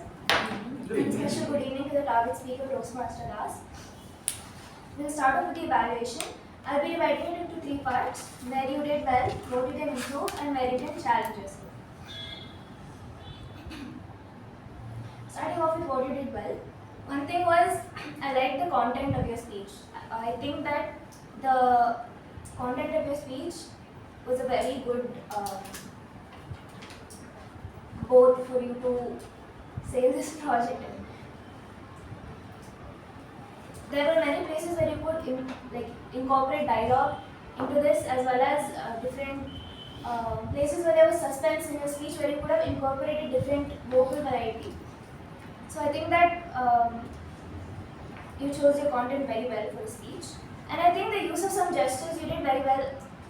For example, scroll by, gridlock, standing in the bus, oh god, when you did that snap, and when you said nudges.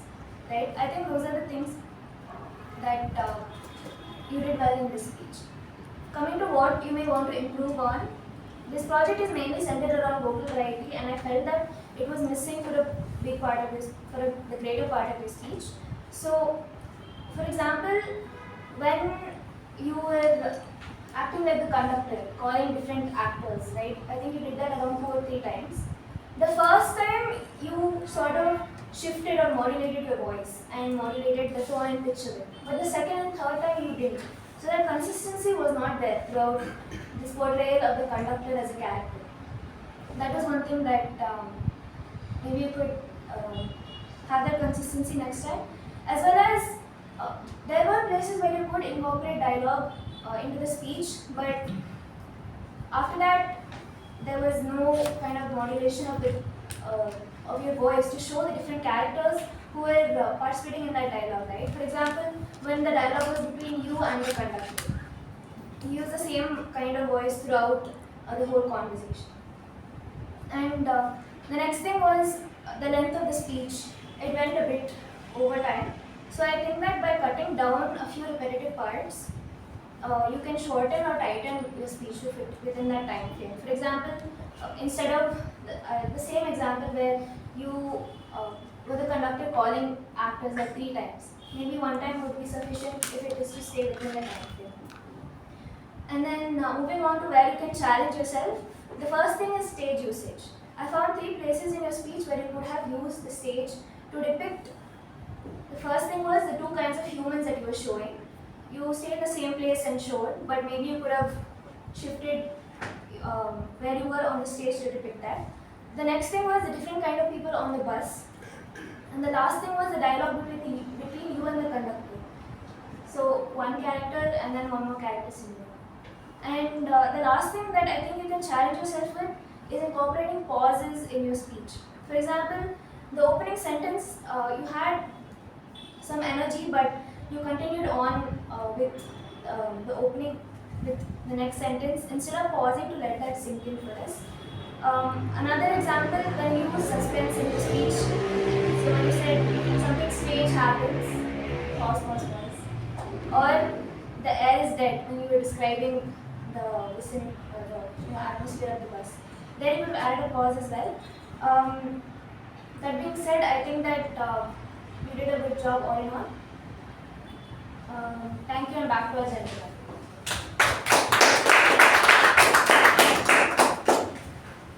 Thank you, Toastmaster Shreya, for your evaluation.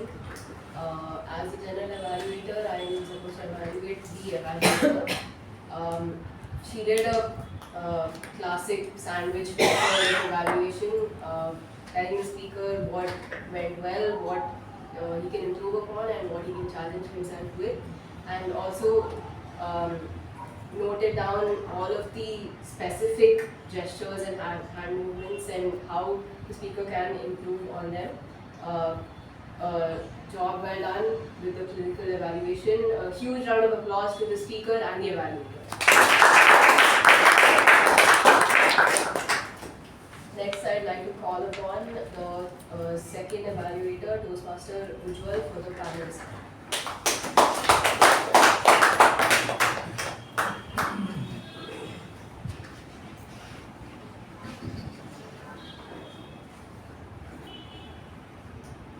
A fascinating topic. None of us had an idea of what it was.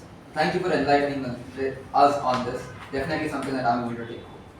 Here is something that went really well in your panel moderation that we can all learn.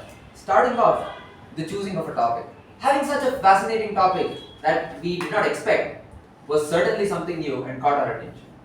With you taking time to explain what the topic was, that helped you connect with us much better. The second thing was bridging the questions between the audience. At least at the first turn, when the question was asked to one of the panel members, you bridged the question to the second panel member, taking a few seconds to explain how it was going from there to the next question. The third thing was throughout the panel discussion, sometimes we were moving in and out of the listening, but throughout the panel discussion, your listening was apt and on the panelists that they were speaking. Kudos on. Here are a few things that I think can help you take your panel moderation to the next level. Starting off with the member introduction.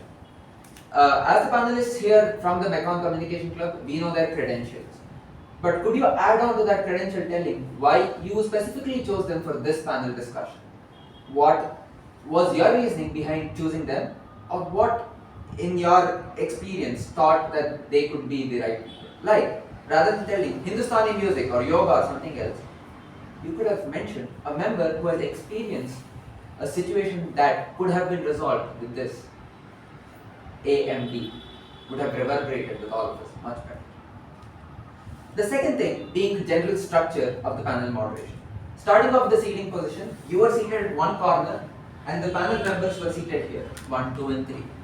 For me sitting there and many of the other audience, you were showing the back and it was difficult for me to observe what was happening from your perspective. Second, one of the panelists I felt was ignored during the panel discussion when two other panelists were speaking to you.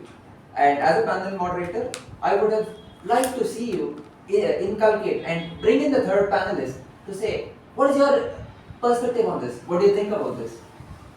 The third thing is timing. You could have in the introduction set time limit for every panel member, saying you speak for 1 to 2 minutes, 2 to 3 minutes, or whatever set duration that you had planned, to ensure that you covered all the questions you had and communicated the information that each of the panel members had. The fourth thing being the argument. In the middle of the panel discussion, I felt that there was an argument rather than a discussion and us learning the topic. In such situations, as a panel moderator, I would have liked to see you moving from one panel moderator to the next, saying, I understand your perspective, but let's take this up later. The next thing being moderation. When you were moderating the panel discussion, after one of the panelists spoke, you were facing the panelists and telling, yes, I agree with your idea. I would have liked to see you addressing us as the audience and the panelists at the same time. And when a question is posed to the panel, it is the job of the moderator to turn the question to the panelist that he decides has the expertise or would like to answer the question. To summarize, you had a fascinating topic and you explained it to us amazingly. You bridged the question from one member to the other and you listened to all panel members with apt attention. Some things that you can work upon would be the member introduction, the general structure like sitting, ensuring panelists were not ignored, the timing, the argument, and the moderation of the panel itself. With that, wishing you all the very best for your future discussion, for your future panel discussions, and back to the general evaluation.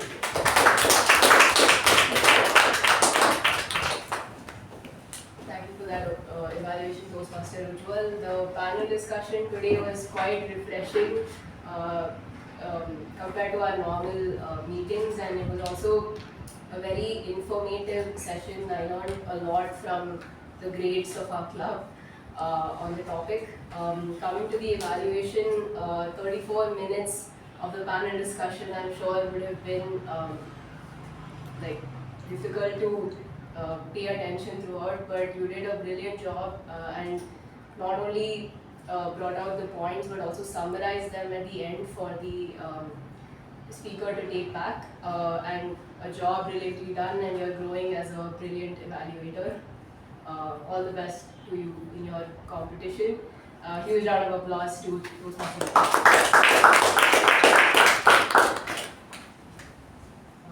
Next, coming to the table topic master.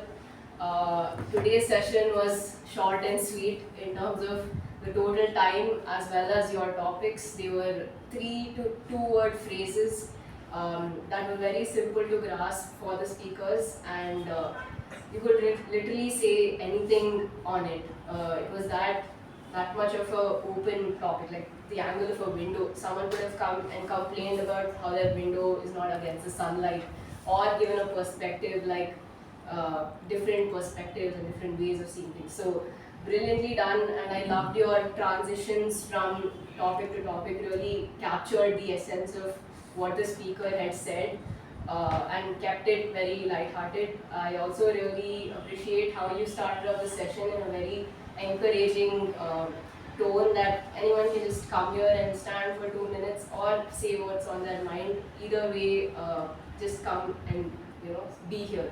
So that was a great job, and yeah, kudos to you. A huge round of applause for Table Topic Master.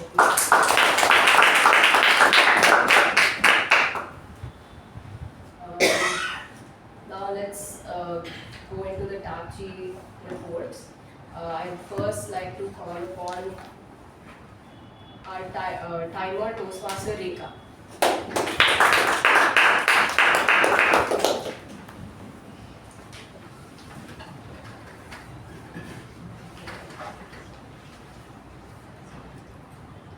Madam Toastmaster, fellow Toastmasters and guests, here is my timer report.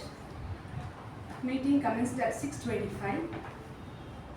Welcome by Saturdays, Toastmaster Darshan, 2 minutes, time taken 2 minutes 28 seconds.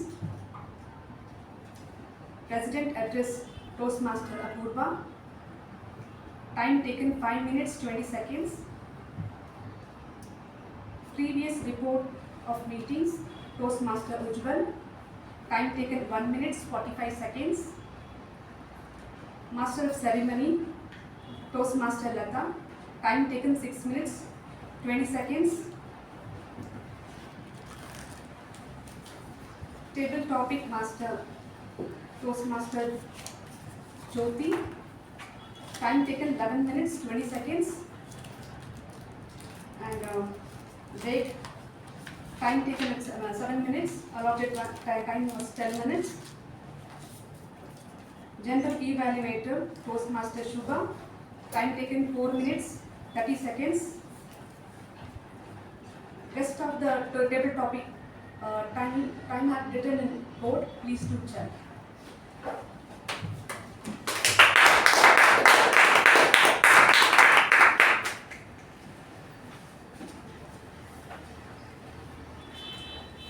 Thank you, Toastmaster Rekha, for the timers report. Not just Toastmaster Rekha, but anyone who takes up the timer's role, even if it's put on to you at the last minute, I'd encourage you to look at the agenda and see what is planned for the day, so that in your initial introduction of the timer's role, you will know what are the things on the agenda and how much time to get allotted with that. Okay. Moving on now to the our counter for today, Toastmaster Aadishwar.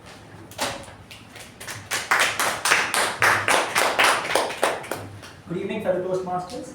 So this is the counter report of meeting number 1358. Starting with Toastmaster Darshan, 2 hours, 1 hum and 1 pause. Toastmaster Apoorva, 1 hour. Toastmaster Latha, 2 hours. Toastmaster Rekha, 3 hours. Toastmaster Aadishwar, 1 hour. Toastmaster Dharmender, 1 hum. Toastmaster Shreyas, flawless. Toastmaster Malegiri Das, flawless. One repeated word, so. Toastmaster Shreya, 3 hours. Toastmaster Vijay Upendra, flawless. Toastmaster Ujwal, flawless. Toastmaster Jyothi, flawless. Toastmaster Sumukh, 3 hours. Toastmaster Veerabadrappa, flawless. Toastmaster Mithun, 2 hours. Toastmaster Deepa, 1 hour. And repeated word, and. Toastmaster Chetan, flawless. Toastmaster Aparna, 1 hour. Toastmaster Shuba, 2 hours. Thank you.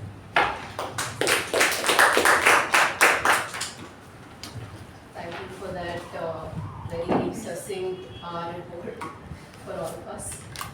Moving on to our parliamentary procedure evaluator, Toastmaster Shreyas.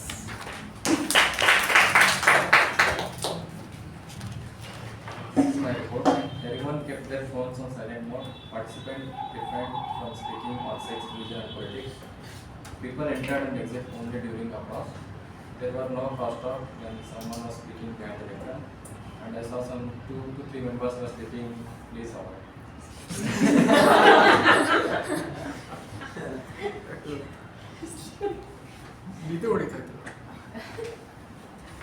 Thank you for your report.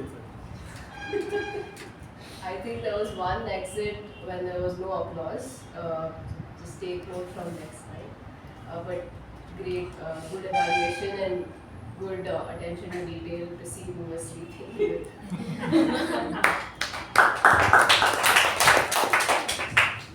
Next, I'd like to call upon Toastmaster Dharmender with the name.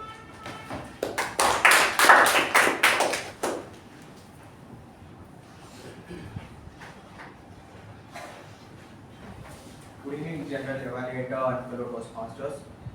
Good evening. Grammar is the foundation of clear, effective communication, ensuring messages are understood as intended by eliminating ambiguity and fostering precision. So here is my Grammarian's report. Firstly, I go with good usage of languages. That are comfort is nice, but growth as a price. Smooth sea doesn't make a good sailor. Her vicinity. Birth is free, death is definite, and life is uncertain. Job breathing, vegetative state, lot of ifs and buts. The road path to health is built upon good intention. Nuclear family, pull out of the system. Not just a medical decision, it is a legal decision. Cutting edge place, blurred line between healing a person and eliminating a person. Line of argument, growth must be chosen again and again, fear must be overcome again and again. Next, there was no any good, not good usage of language. And finally, the word of the day was used by only one Toastmaster, that is Latha. I encourage everyone to use more word of the day in the upcoming meeting. Thank you and back to General Evaluator. Thank you, Toastmaster Dharmender. You touched upon the good usages, the not so good usages, and whoever used the word of the week. Just one comment I'd like to make on the grammar for today, and I've been seeing it across meetings. Whenever we introduce someone, we should either say put our hands together or join us in welcoming. It often becomes join our hands together. This is join our hands together. This is putting our hands together. So just one mental note for all of you. Now moving on to the final evaluation for today. The MC for the day, Toastmaster Latha. Today's topic, I think, is one of the most relatable topics, and I'm sure all of us have come to that stage where we had to choose between the comfort zone and taking up a challenge, and how we've taken up that challenge and grown to see who we are today. So, great choice of topic. You started off the meeting by saying smooth seas do not make skilled sailors.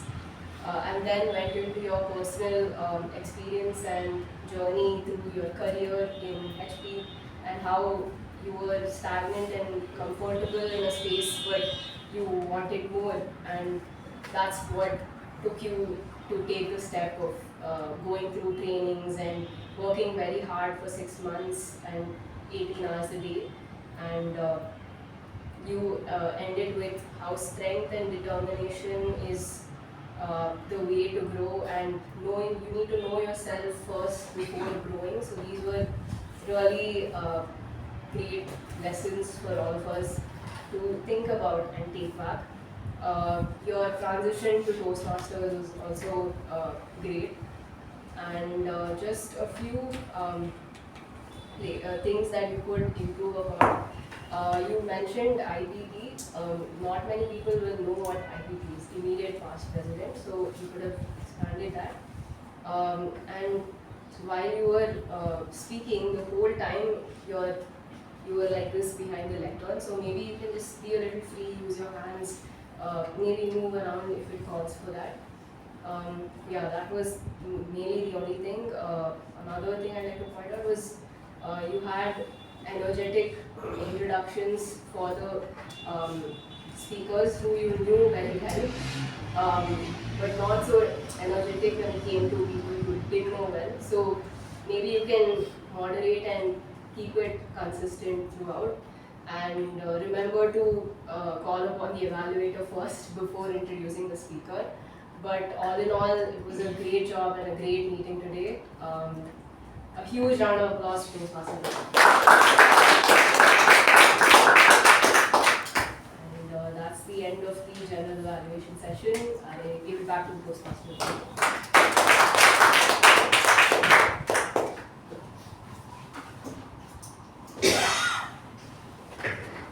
Thank you, Toastmaster Shuba, for a very effective evaluation which will help us. I would like to end my emceeing today with the quote that growth starts when your comfort zone ends. This is a quote by Success Magazine. Growth starts when your comfort zone ends. On this note, I would like to hand over the charge back to our President Toastmaster Apoorva.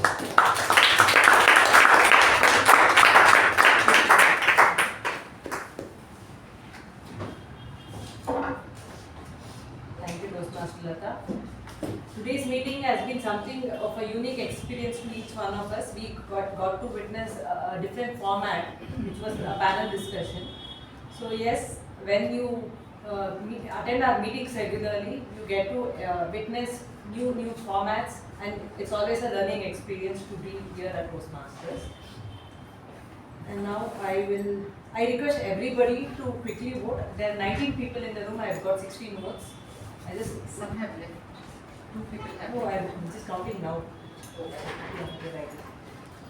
So, fellow Toastmasters, next time you get an option to choose between comfort and challenge, always choose challenge, because comfort is nice, but growth has a price, and this price will help you and will lead you to the ultimate transformation.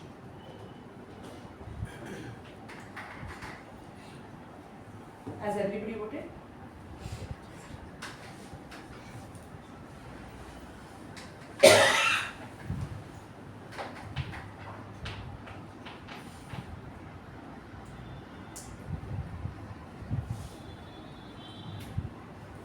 I've got all the responses.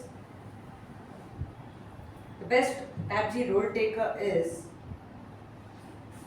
our counter, Toastmaster Aadishwar.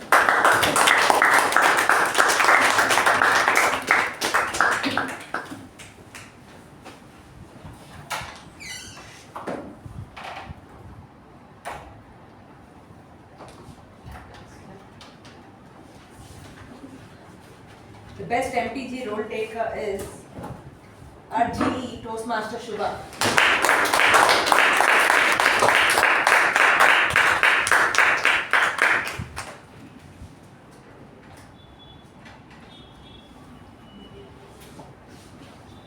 Best evaluator is Toastmaster Ujwal.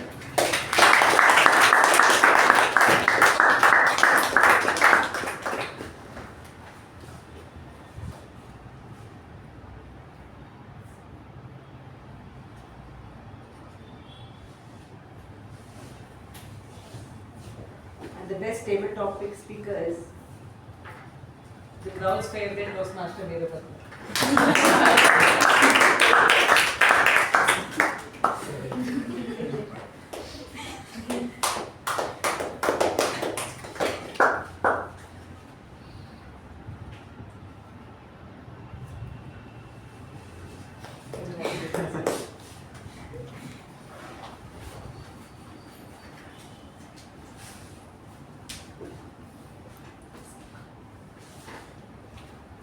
the best speaker is, like today's meeting was very unique. This happens very rare. Both the speakers are the winners for the day. Toastmaster Vijay, Upendra and Toastmaster Malegiri.